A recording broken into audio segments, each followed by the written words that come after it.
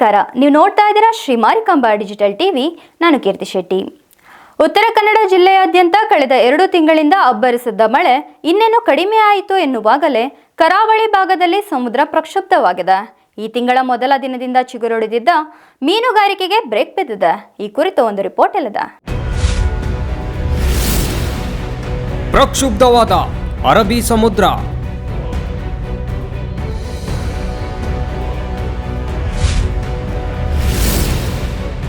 ಕರಾವಳಿ ತೀರದತ್ತ ರಾಜ್ಯ ಹೊರ ರಾಜ್ಯದ ಮೀನುಗಾರಿಕಾ ಬೋಟುಗಳು.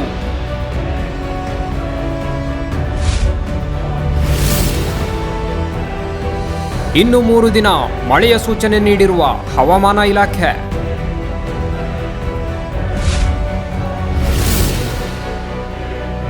ಮೂವತ್ತೈದರಿಂದ 45 ಕಿಲೋಮೀಟರ್ ವೇಗ ಪಡೆದ ಅಲೆಗಳು.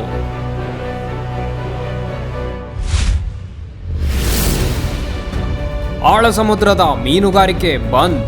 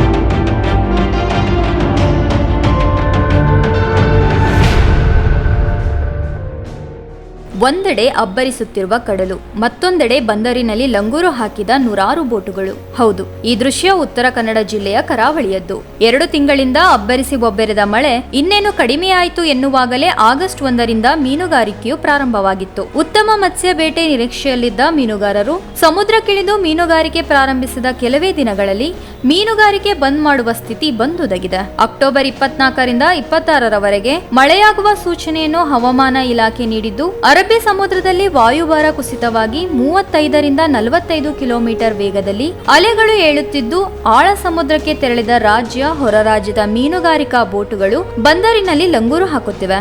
ಆಗಸ್ಟ್ ಮೊದಲ ವಾರದಲ್ಲಿ ಆಳ ಸಮುದ್ರದ ಮೀನುಗಾರಿಕೆಗೆ ತೆರಳಿದ ಮೀನುಗಾರರು ತಮ್ಮ ಬೋಟುಗಳನ್ನು ತೀರದತ್ತ ತಿರುಗಿಸಿದ್ದಾರೆ.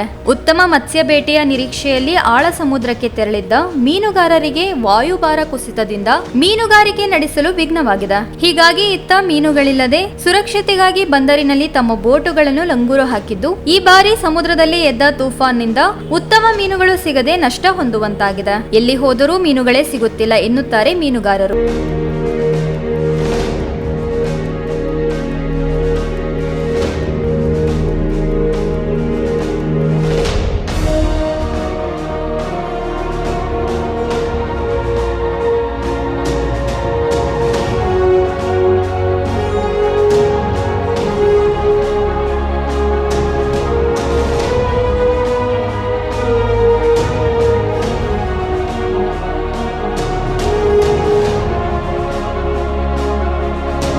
ಒಟ್ಟಿನಲ್ಲಿ 2 ತಿಂಗಳಿಂದ ಅಬ್ಬರಿಸಿದ ಮಳೆ ಕೃಷಿ ತೋಟಗಾರಿಕಾ ಬೆಳೆಗಳಿಗೆ ಹಾನಿ ಮಾಡಿದ್ದಲ್ಲದೆ ಅಪಾರ ಪ್ರಮಾಣದ ನಷ್ಟ ತಂದಿಟ್ಟಿತ್ತು.